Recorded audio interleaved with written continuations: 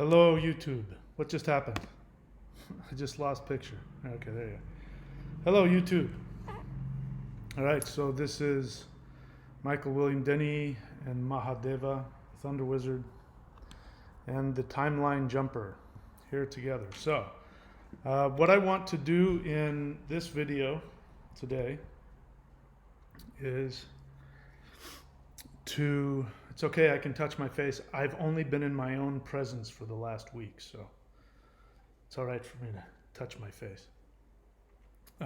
So I want to talk about some information that has come to me just recently.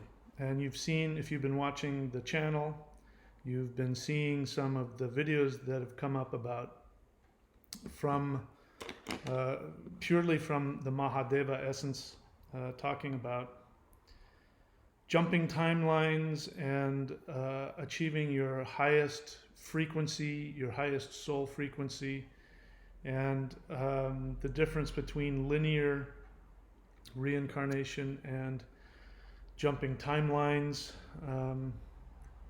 and all of that. So to be honest, I myself am still processing the information.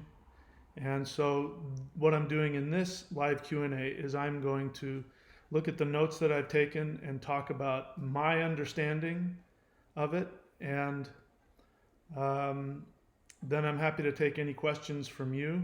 I'm not only going to be taking questions, that you have for me about anything, but if I'm not going to be channeling Mahadeva today. I'm not ready to do that in a live question and answer format. But I will be taking questions for him that I will put into my notes, and then I will address that with him and, find out more information for you, because your questions help me as well. What is it that you want to know about all this? So I'm still going to be my cranky, aggressive self. So sorry about that. So just get used to it. So anyway, let me drink some of my kombucha, and that will get right in it. By the way, the weather here is amazing, and there has been butterflies for the past, I don't know how long it's been. It's been like at least 2 or 3 weeks, and I'm not kidding. I'm sitting here looking out the window of my house, and thousands and thousands of butterflies, all flying north for some reason. But whenever I go outside and walk down to the beach, there's just sometimes clouds of them, but they're always there, and they're these beautiful, like the same color that is on the thumbnail here, the dark blue, purple. It's amazing. Anyway, so let me get my notes out here so that I can follow what I have been told, and I'm still working on understanding here. All right, so apparently I have been very close to accurate when I've been talking about jumping timelines, but to be honest, I've been just coming at it from my perspective and my intuition.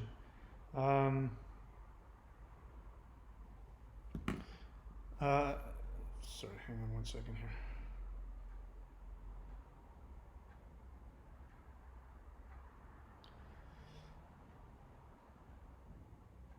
All right, I swear I'm done. All right, so in the beginning, shall we start from the beginning? In the beginning, soul energy. So Mahadeva is really focused on soul energy and soul essence. And so a lot of our questions he may not even care about, or may not even care to answer. But I was out swimming the other day. I was out body surfing in this just amazing paradise that I live in. I swear, who needs Hawaii, man? I got much better here. And I started thinking about timelines and jumping timelines, and I was getting confused about it. And I don't know if I consciously asked for it, but this information started coming to me about timelines, and I became aware that it wasn't just my own head that was talking to me. It felt very inspired. And anyway, I won't get into all that. That's kind of personal. But here's what I found out so far. I'm still processing the information, so some of this may change if I need to be corrected, in case Mahadeva needs to correct it. But here's how I understand it right now. That he looks at life completely from the soul. That the soul is God. The soul is conscious energy, and that's really all he cares about.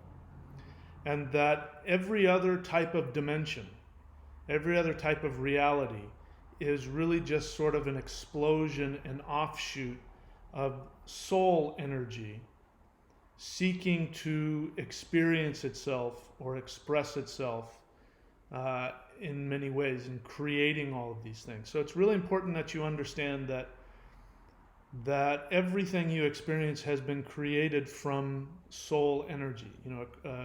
An Abrahamic person would say something like, God created it, but it's really you. You are soul energy. Your essence is soul energy. And that the whole exercise is to adjust your frequency back to your, not mine or anybody else's, your original master soul frequency. That's the whole point of it all. And so, in the beginning, what happened is that soul energy, and I'm not sure if we were individual souls or we were one, combined soul. I'm yet to hear on that. But in any case, soul energy exploded like the Big Bang. And soul energy is light. It's pure light energy. It exploded into infinite directions. So he also said that we could think about it, that it was our individual soul. The same thing happened with our individual soul. That when it came into seeking to, man, there's so many butterflies. When it came into seeking, I'm not kidding, there's thousands of them out there. They just keep coming.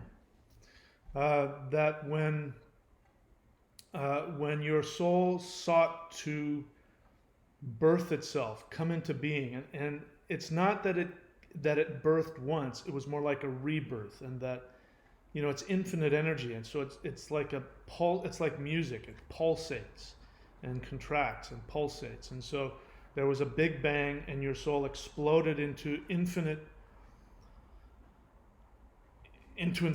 infinite numbers of directions. I'm trying to visualize it, but it's beyond what I can visualize, and that your soul, for lack of a better word, went into what's called a fragment soul.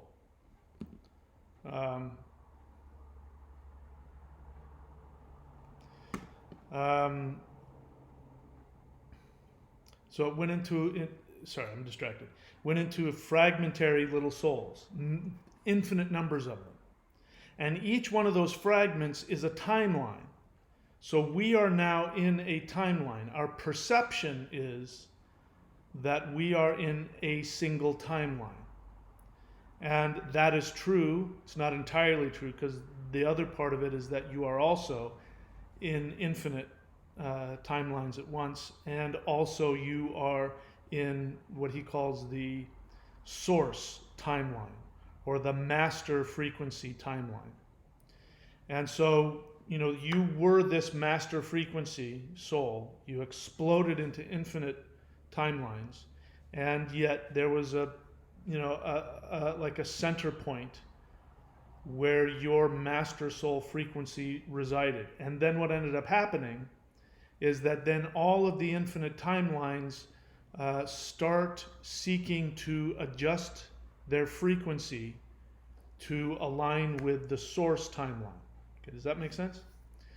And as I understand it, I don't completely understand this, but as I understand it, there was infinite numbers of timelines created and infinite numbers of souls. And as I understand it, the more extreme the experience, like the more extreme challenging experience, or the more extreme, indulgent experience, we've got, from our perspective, we either have like an experience of pain or misery or lack, and torture, blah, blah, blah. Or we have an experience where we have absolutely everything we've ever wanted. From his perspective, those are extremes.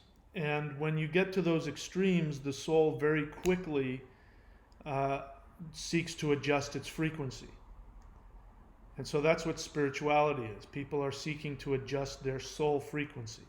And so, since there's infinite numbers of them, the vast majority of them very quickly, and again, I'm getting the feeling I'm not quite getting that right, but I'm sort of on the right track, is that those fragment souls begin to align very quickly. And so the numbers, come down very quickly.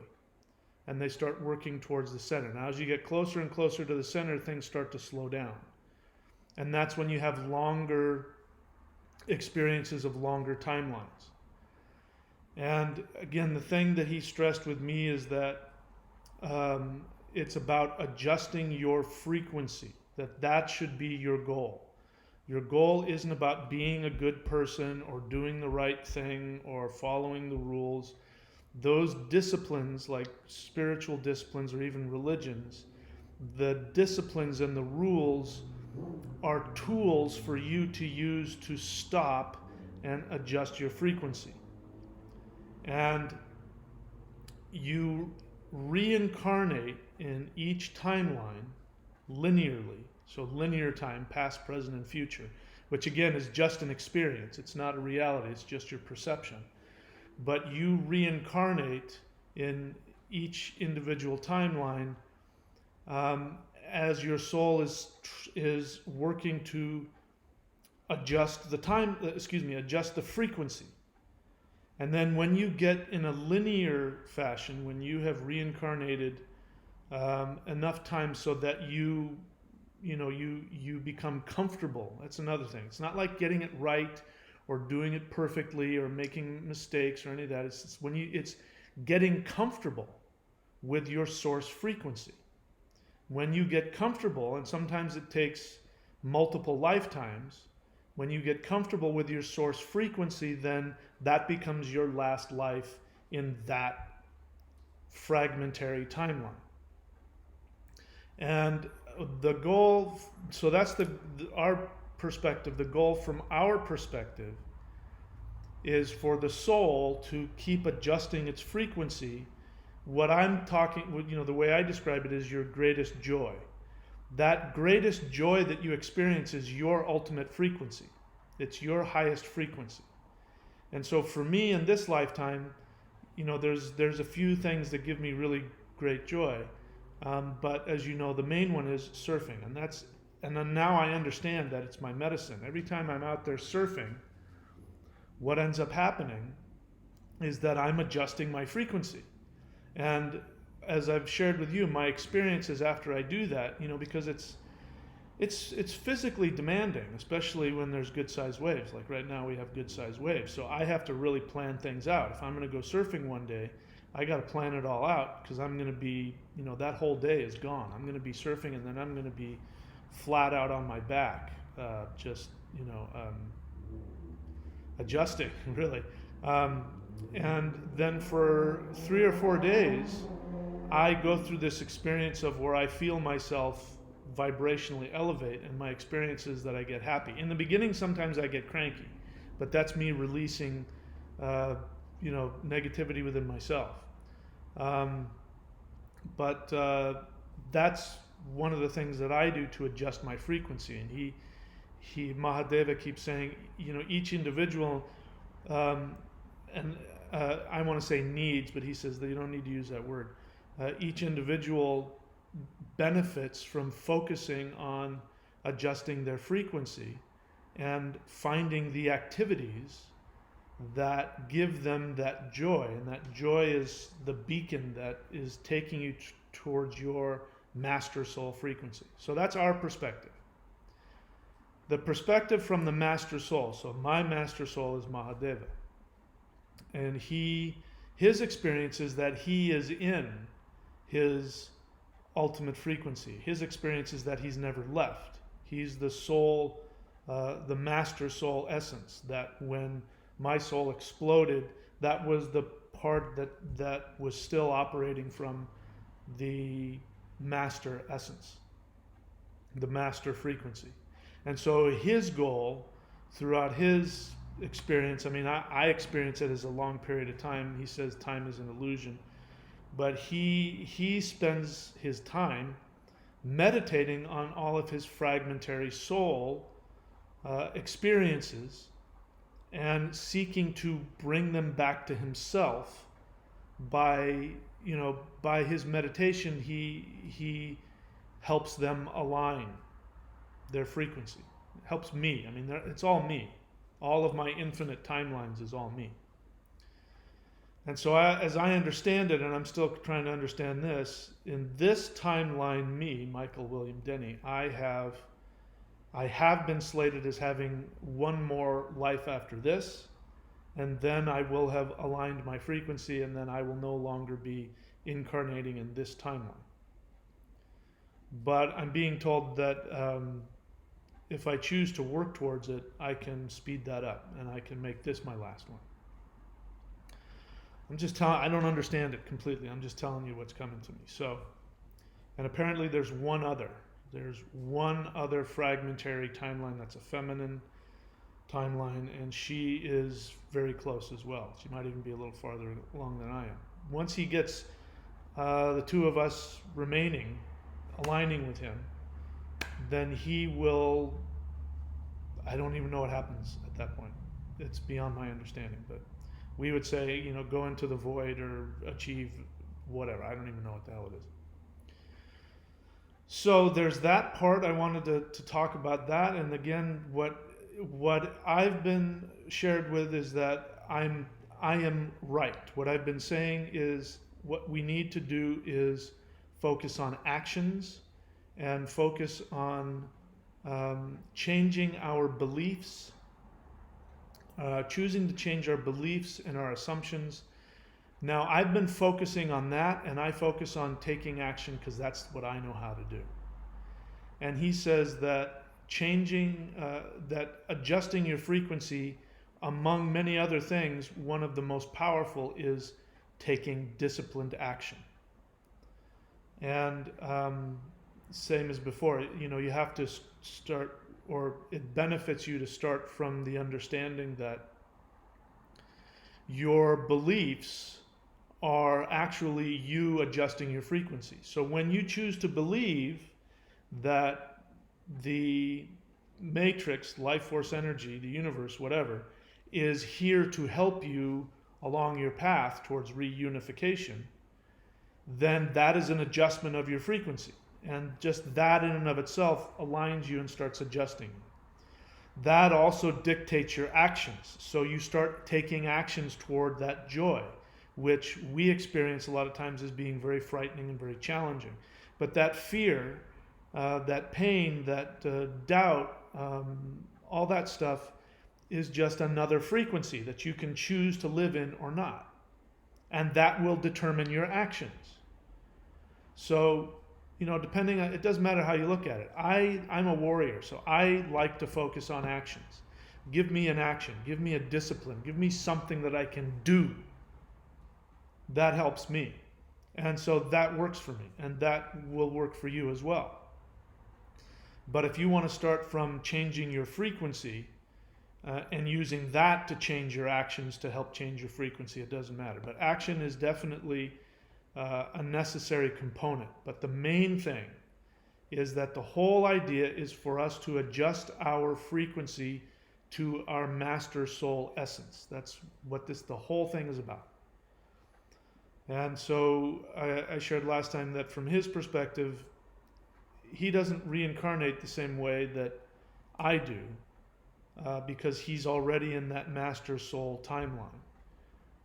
What he does now is he jumps different timelines, and he'll go and, right now he's jumped into this one with me and put a lot of energy on me, and apparently I guess there's information he needs or wants to give the world as well. So he's jumped into this timeline.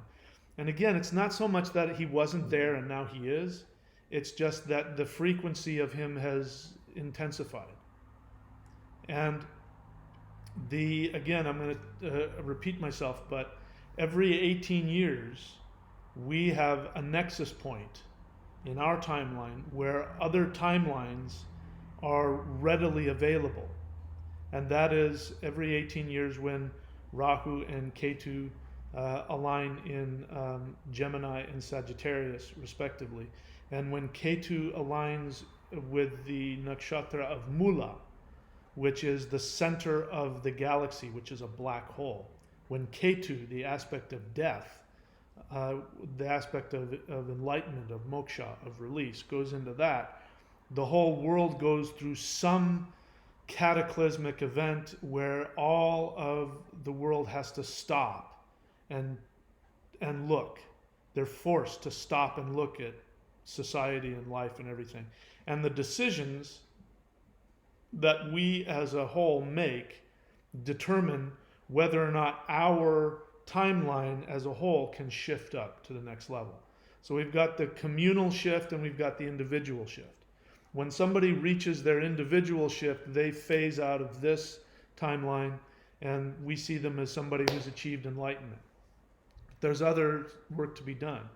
When an entire society, when the world as a collective shifts based on its collective unconscious beliefs and focus, then we enter we still are in our experience of this timeline, but we all as a whole move toward our source. I'm trying to understand it right now. There's our individual. Anyway, this is where I need more time to put it all together. So I'm going to stop there before I confuse myself and maybe contradict myself. There's another thing I'm going to share later, which is about the law of attraction and how my pet peeve with the law of attraction has been almost 100% accurate, but there was a part that I didn't understand, which I do now. And so the part of the law of attraction that is accurate is the idea of frequency. But I'll explain to you what they got backwards. And when you see it, everything will just, for me, it just all comes together and makes total sense. All right, so having said that, I'm happy to take questions. Again, what I want questions that you have for me about anything. But if you have questions for Mahadeva, I will take them and I will put them in my notes and I will work those out at another time and come back with another video later. I'm not ready to channel him on a live Q&A yet. So that's what this is. If you have a question, write your question. If you don't have a question, then just watch and listen. So Dean Nevins, question. Can lucid dreaming and shamanic journeying be used to unify timelines? Yes, absolutely. One of the most powerful ways to do it. Crone woman walking, question. How is channeling our higher selves different from channeling other entities, say Zohar? And how can we do this for ourselves? I'm not going to speak for other people. I really want to, but I'm not going to. So I can't say what's different between, those who are channeling alien Zohar beings and what I'm doing. The difference is that I'm just simply communicating with my higher self. It's not something outside of me. It's my higher self. I guess that's true. Bashar says the same thing, or whatever his name is, the guy who channels Bashar. And I'm not saying whether he's right or not, or whether it's real or not. But he says the same thing. He says that it's his higher self in a future timeline. Now that I think about it, it sounds very similar to what I'm talking about. But what makes Bashar really attractive is the fact that he claims to be an alien in a spaceship somewhere. So that makes it really attractive. I'm not doing anything that fancy. I'm just talking from that channel is just a word. I'm intuiting information from what I believe to be my highest soul frequency. And it's just me. So whether or not it's an alien on a spaceship somewhere, I don't really know, and I don't care to know, because both Mahadeva and I agree that that's not important. That's distracting information.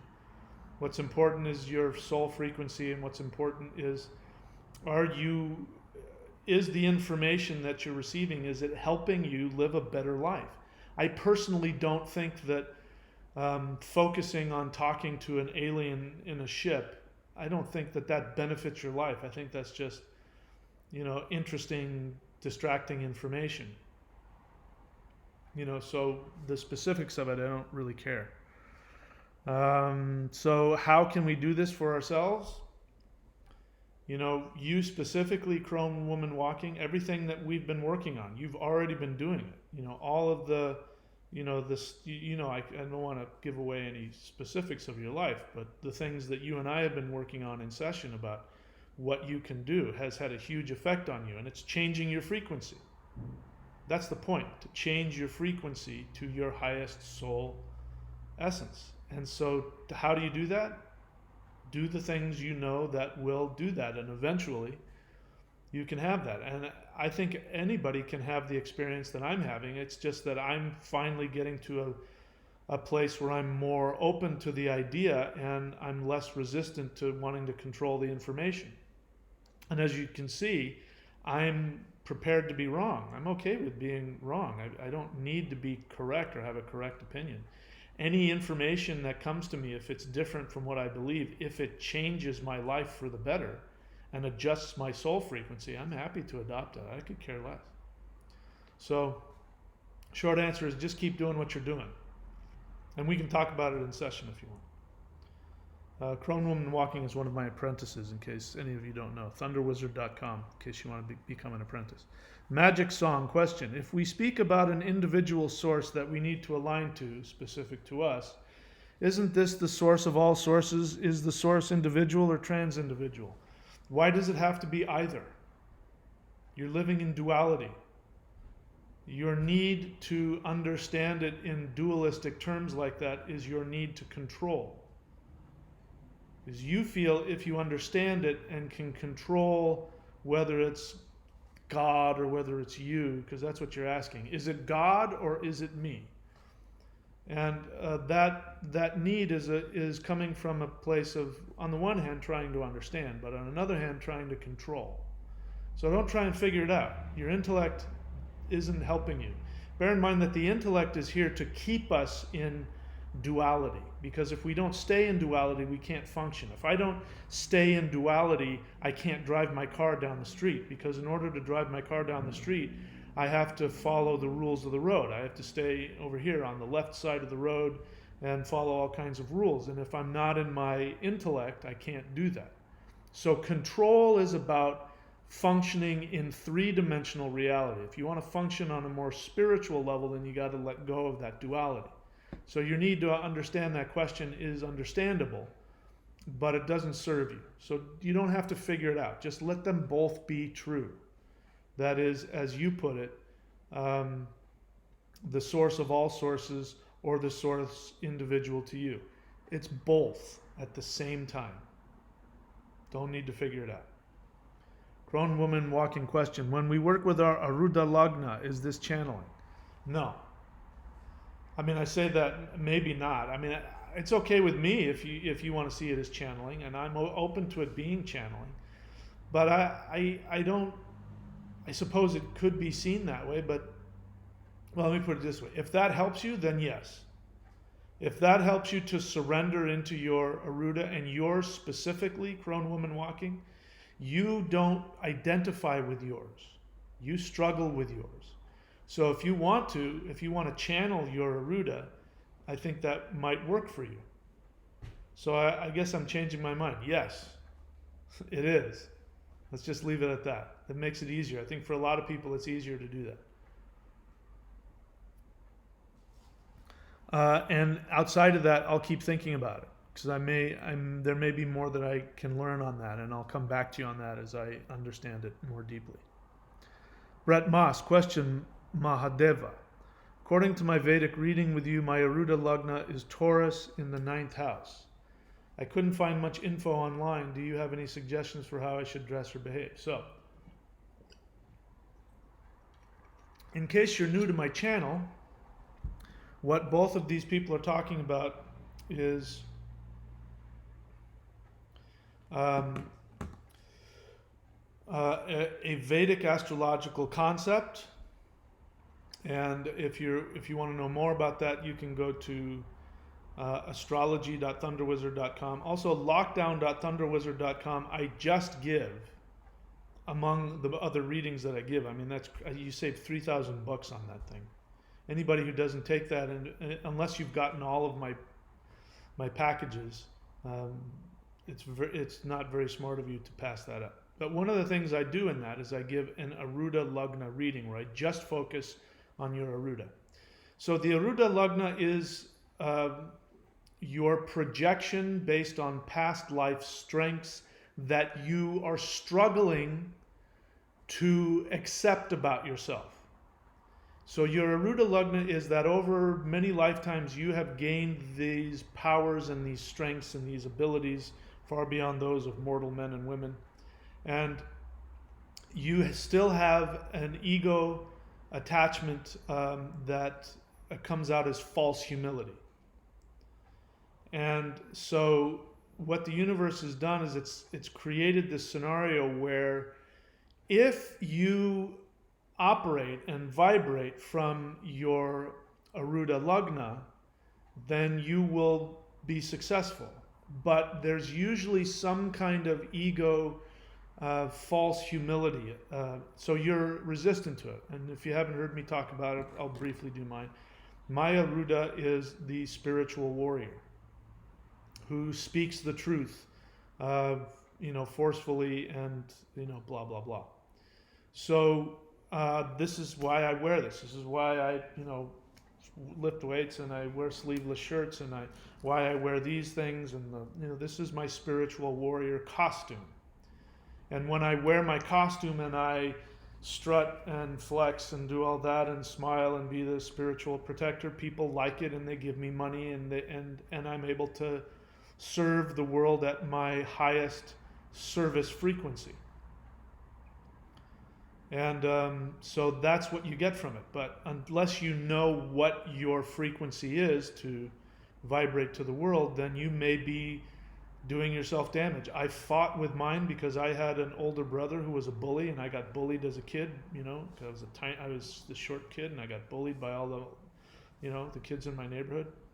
And so I don't like tough guys. So for me to present myself as a tough guy is not my first instinct. My first instinct is to try and make myself, look less intimidating. And as you can see, when I do that, I start looking like a serial killer. So I was scaring people by trying to hide it. So the thing is, your Aruda will either be your shadow or your strength. And if you don't know what it is, you may be unconsciously sabotaging your success by reflecting the shadow side of your Aruda. But your Aruda comes out whether you like it or not. People see you that way whether you like it or not. So when you get an Aruda Lagna reading from me, I'll tell you what yours is and how to project it to the world. Now, this is what Brett Moss is asking. He's asking, his Aruda Lagna is Taurus in the 9th house. So I don't know why you're having trouble finding that. Because all you got to do is go onto YouTube and type in Vedic astrology Taurus. Vedic astrology Taurus rising, Taurus ascendant, and find out what a Taurus in Vedic astrology is. Then go and type in 9th house Vedic astrology and find out what the 9th house is in Vedic astrology. And then put that together. That's it. It's not that complicated. So I would have no problem if I just typed that into YouTube, I'd have no shortage of videos to watch that would tell me all kinds of information. So the thing to do is, I'll say it before, is you take notes. Take notes on all the things that you like about Taurus, and then take notes about all the things that you don't like or don't relate to about Taurus. Then the 9th house, the things you like about the 9th house, the things that you don't relate to or don't like about the 9th house. Put it together. Create a costume. So Taurus is a Venus sign, and it's Earth. So it's sort of like a hippie, but it's also somebody who's really into indulgence. It's also somebody who's into, you can see Taurus works well with realtors, because it's land and it's property and it's possessions. But Taurus can be all those things. And then the ninth house is the house of spirituality. It's also the house of luck. It's the house of the priest or the priestess. So right off the bat, you're like an earth priest. And I think I must have told that to you if you got a reading from me. So it's confusing to me that you say that there isn't information out there. My take is that you're having maybe a hard time assimilating the information, or that you're in resistance to it. And still, the butterflies keep coming, thousands of them. They're these amazing colors too. Wow. I'm telling you, I'm living in paradise here. So that's my best answer to your question. I'm sorry I couldn't be more, but I think it's just about you, accepting the information that's there. Yeah, I could be wrong. Paul Kupari. Question. Can we rewrite the past by going back in time to change things with specific people? Yes. I've taught this. I'm now not so concerned with that anymore. Because you can change your frequency right now. By going back in the past and rewriting things that happened in the past, what you're really doing is you're adjusting your frequency now.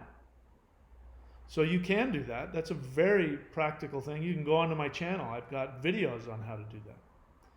But I'm realizing that you can also just do it in the moment. But don't let that stop you. Here's the thing that Mahadeva explained to me, was that everything is a tool. And on the one hand, every religion and every spiritual discipline is limited and is ultimately false because it's limited. But it's a tool. Everything is a tool. And whatever tool works for you, if going back in the past and reliving the past and adjusting the past and fixing the past, if that is something that your soul can use to adjust its frequency, then by all means do it. But that's all it is. It's just a tool. And when you get to the place where apparently I'm getting closer to this place, and this is, as I'm sitting here talking to you, I'm looking out my front window and there's just thousands of butterflies everywhere. Where the hell am I? That's a result of me. I've adjusted my frequency to this in this timeline.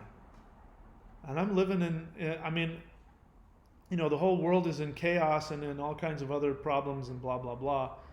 And every time it happens is my quality of life gets better. Because of this, because of what's happened in the world, and because I happen to be here. And even if I wanted to leave here, I couldn't, because there's no planes leaving here. For the next 6 months, I'm here for the next 6 months, no matter who likes it or doesn't like it. And I love it. But just because of this has happened is that my income has shot up. And just for the fact that my money is American, and all this has happened, and all the things that have happened financially, everything is, I get 40% off of everything. So it's almost like my income has doubled. This is one of the things that happens when you're able to align your frequency. All these kinds of things work for you. It's not working for everybody else, and that's their opportunity to get real with themselves and adjust their frequency. Does that make sense? Average Joe question: are the elves ancestors aspects of the higher self? I'm going to write that one down. That's a question that I'm going to ask for. Let me write this down. Mahadeva questions. Are elves, what did you write? Are elves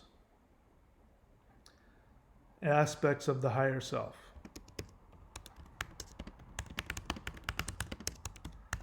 Okay, I will get back to you on that. Paul Kupari, by the way, you do an excellent Arnold Schwarzenegger frequency. Yeah, for sure. What I love about Arnold is that he's fearless. He doesn't care.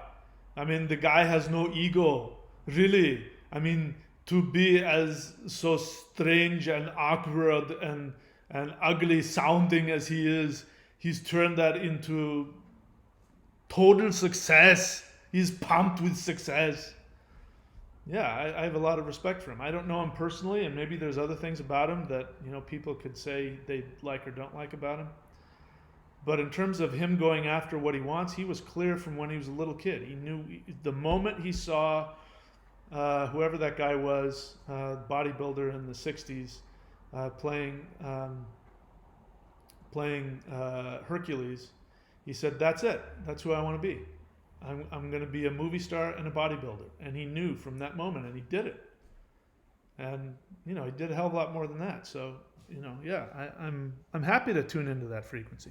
Actually, when I do, it's really hard to be in a bad mood because it's so funny.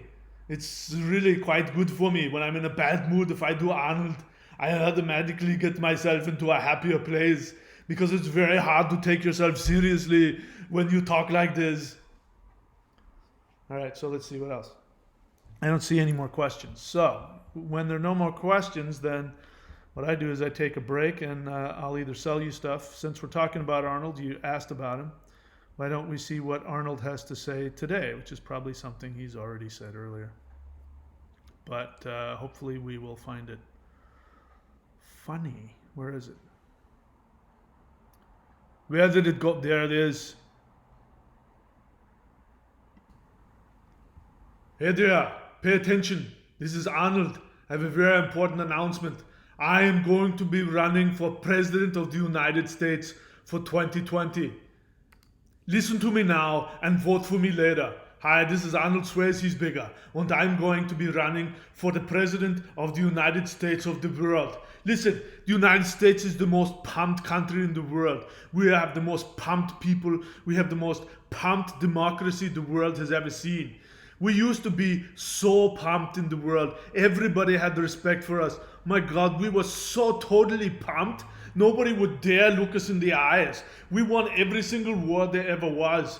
We won the War of Independence. We said to you, hey, England, you British Empire, forget about you. We are more pumped than you. And we won that war. And then there was the First World War. We won that. Europe was fighting with itself.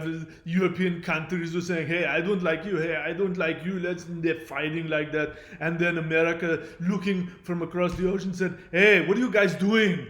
What's wrong with you? Come on, knock it off. And we came over there and we won that war. And then there was the Second World War. And it was all the same kind of things going on. Europe is fighting with each other and the Nazis are taking over all of Europe. And then they start bombing London. And we're watching. And then finally the Japanese come to us and they slap us in the face. And we go, hey, what's going on here? What's wrong with you guys? And we went to the whole world and we pumped and we flexed in front of the whole world. And we won that war too. But that's not what's happening anymore. The United States is not as pumped as it used to be. Nobody respects us like they used to before. Now we are old and flabby and out of shape. We put a big smile on our face and say, hey, we're the United States. Yeah, we're still pumped. But we got this guy running the whole country who thinks that he can just grab the whole world by the private parts. And the world is going, hey, you cannot grab me there anymore. I don't think you are pumped. And they're not listening to us. But I'm telling you now, and you are going to vote for me later. I'm going to come in there and I'm going to make the world a better place because I am going to pump up the United States one more time. And I know, yeah, they say, Arnold, you cannot be president. You were not born here. Hey, it doesn't matter if this guy who becomes the worst kind of idiot in the world goes around grabbing the world by its private parts. This guy can become president. I'm going to say, as Lord Pindar, ruler of the universe, I am going to say that I, Arnold Schwarzenegger, can become president if I decide to. So my new catchphrase is, make America pumped again. But in reality, we're going to make the world pumped again. And when I become president, I am going to legislate. The first thing that I do when I get into office, I'm going to sign the thing, I'm going to hold it up to the camera, and then everybody is required to go to thunderwizard.com and they're going to subscribe. They're going to hit the bell button. They're going to subscribe to the YouTube channel. Then they're going to go to thunderwizard.com website, and then they're going to subscribe there too. And then they're going to go to courses.thunderwizard.com, and they're going to buy all of the products, all of the books, all of the services that this guy, I'm telling you, the Shaminator, that guy is really, really pumped in the spirit. He's going to pump you up so good spiritually, you're not even going to believe it. So that's it. Get ready, because here I come, world. The world is going to get pumped again, and there's nothing you can do about it. All right, I'll talk to you later.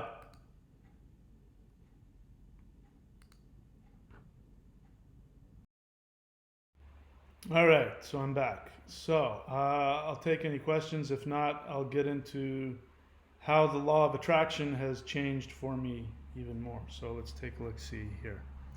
Dean Nevin's question, how can I use the Norse understanding of the 9 worlds to help with unification? Why don't I put that down as a question?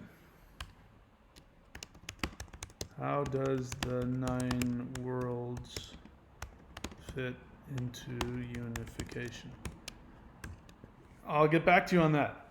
I will ask him and meditate on that and see how that comes together. What I don't want to do is I don't want to just give superficial answers just to look good. It's okay with me if I don't have the answer to something just yet, but I'll meditate on it and ask him and see what he says. Let's see.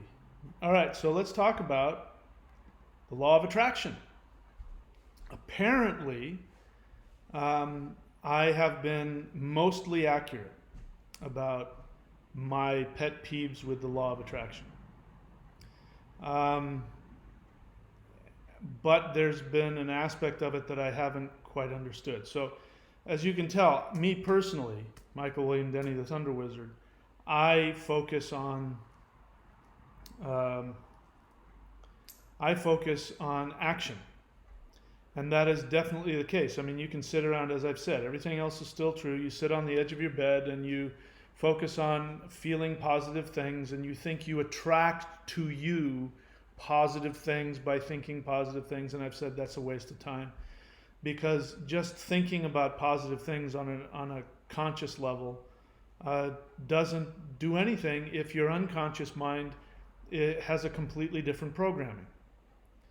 And that what you need to do is take action towards what you want, and the universe responds to you by giving to you the resources to accomplish that.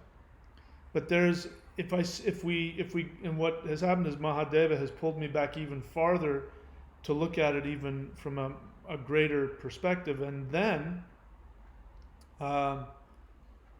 what I've seen is that, sorry, I'm distracted. What I've seen is that the idea of frequency attraction is still important, but that the law of attraction has it backwards, and that there's one assumption that is a limiting false assumption.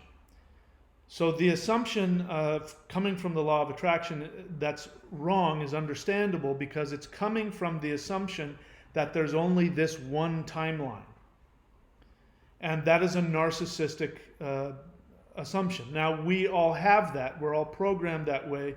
Otherwise, we wouldn't play the game in each specific timeline. You have to at least start out believing this is the only reality there is. And then that way you can focus on the task at hand, which is adjusting your frequency. But when it comes to the law of attraction, you don't attract things to you, because unless this is your source timeline, you don't want to attract things outside of you to you. That keeps you trapped in a limited timeline. That keeps you trapped in the matrix. What you want to do is you want to adjust your frequency so that you will be attracted to your source timeline, your source master soul essence, because that's where all of your desires are being met right now. Your master soul essence in the original first timeline that exploded into infinity, That's where your soul wants to go.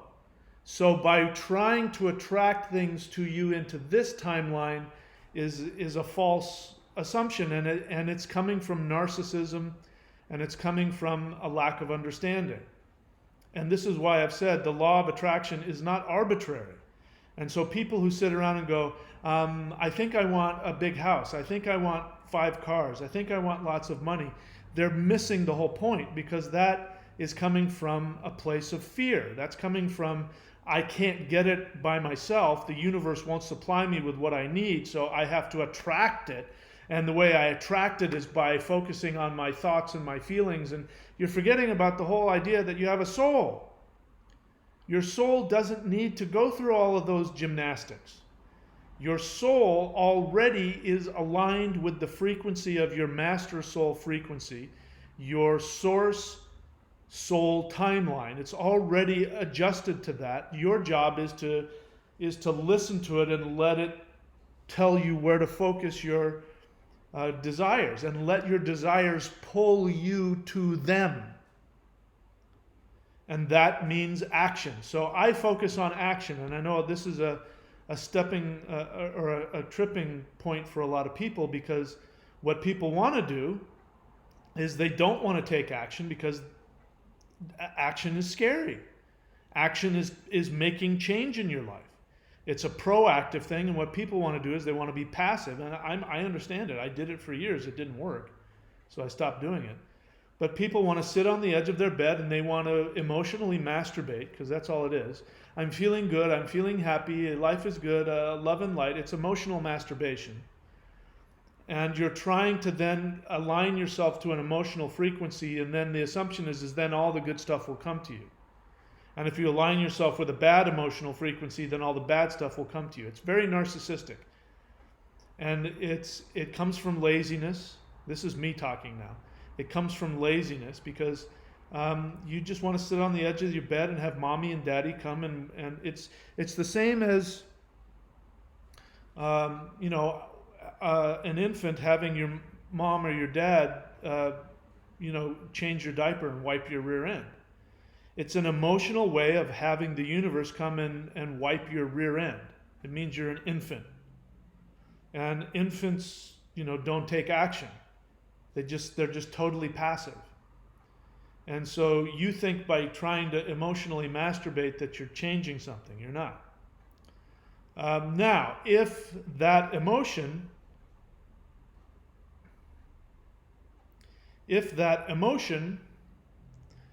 creates a stimulation for you to take action towards your soul vibration, then great. And this is why the law of attraction works for healthy people. Because healthy people are already wired. They're wired to take action towards their soul. So when somebody says, if you align your thoughts and your feelings towards, your highest good, then you'll attract it, they go, okay. And they think about it and they go, yeah, what I want to do is I want to travel the world and surf.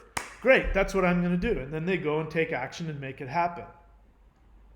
Whereas if people are operating from fear and emptiness and they need to have it come to them. When I was a psychic reader, and I did psychic phone readings, and I use the runes to do that, by the way. I can teach you how to do that if you want. Women would call me and they'd say, when am I going to meet my soulmate? And my question would be, well, I don't know. When do you want to meet him? And they'd say, what are you talking about? You're supposed to tell me when it's supposed to happen. And I said, how's that going to work? You're not doing anything about it. So I don't have to be psychic to tell you that never. If you're just sitting on your ass talking to me on the phone, wanting to know when you're going to meet your soulmate, then the answer is never. And they'd get very upset with me. They didn't want to hear that. I would say what I can do is, based on the frequency where you're at, I can tell you what the most likely outcome is. But you have to be willing. Are you willing to change that? And then I'd say, what are you doing? Are you doing any online dating? Are you going out dancing? Are you involved in any clubs? And no, they're not doing anything. They just go to work and come home. And I said, then nothing's going to happen. He's not going to come knocking on your door. Here I am, I'm Prince Charming, and you want me to tell you it's going to be in 3 weeks and 2 days. And so on Tuesday, the 24th, in 3 months, you need to be wearing this and walk down to the corner and go and do this to your ear, and then he'll show up. I said, it doesn't work like that. As soon as you're willing to make it happen, then you'll go take action towards that, and then you'll create it. Then I can tell you. So that's the problem. So I'm getting off on my own rant here. The point is that when you adjust your frequency, you aren't bringing things to you. You are bringing yourself to the source where all of your desires are already fully manifested. And every time I think about it, I feel that power and that joy. I know that's I'm on track there. That's the same feeling I have when I think about surfing. It's the same feeling. And so that's the main thing. Now, you can do that in a bunch of different ways. You can do that by, for me, every time I go out surfing, I'm already aligning myself to my highest vibration, and I am pulling myself closer and closer to the Mahadeva essence, which is my purest soul essence. Qigong, meditation, yoga, Tai Chi, anything else, art, anything else that brings you that joy. Anything. Anytime that you are indulging in that, you are adjusting your frequency, and it's like a rope pulling you towards your original master soul essence, your source timeline where all of your dreams are coming true. So they're right on the one thing, that it is about frequency. What they're wrong about is that they think that they are the center and that they're pulling it towards them. And that's where they're getting it wrong. And that's why they get wrapped up in trying to emotionally and mentally masturbate. They get trapped in that. When you understand that unless this is your source timeline, and if this is your source timeline, then you're already very advanced. So you're already somebody who's either, like a guru or a Jesus type figure or something like that. Then this is not your ideal timeline yet. And so your job here in this fragment is to align yourself with that through your frequency. Okay, I'm starting to repeat myself, but I hope that makes sense. So I wanted to talk about that and the law of attraction, and we'll make more videos about that as well. Kunga Dorje, that's a cool name. Question, are you comfortable with me using the N-word in this live chat? What kind of question is that? I mean, do you have something all planned out that you want to ask and you want to throw the N-word? Of course not. Why would I want you to do that? How is that possibly helpful to any part of the discussion? I mean, if you do, I'll tell you what happens. What will happen is that YouTube will automatically take it off. I'll see it, and I can choose to accept it or reject it. But if you use that word, it'll automatically get put into sort of the spam folder. But it's such a strange question. I don't even know why you would ask that. Obviously, you've got a whole thing ready to say, and you need to use that word. So I don't know. I don't know how I'm going to feel. Probably I won't like it. Saturn's Guru, question. In your own spiritual journey, do you currently read books?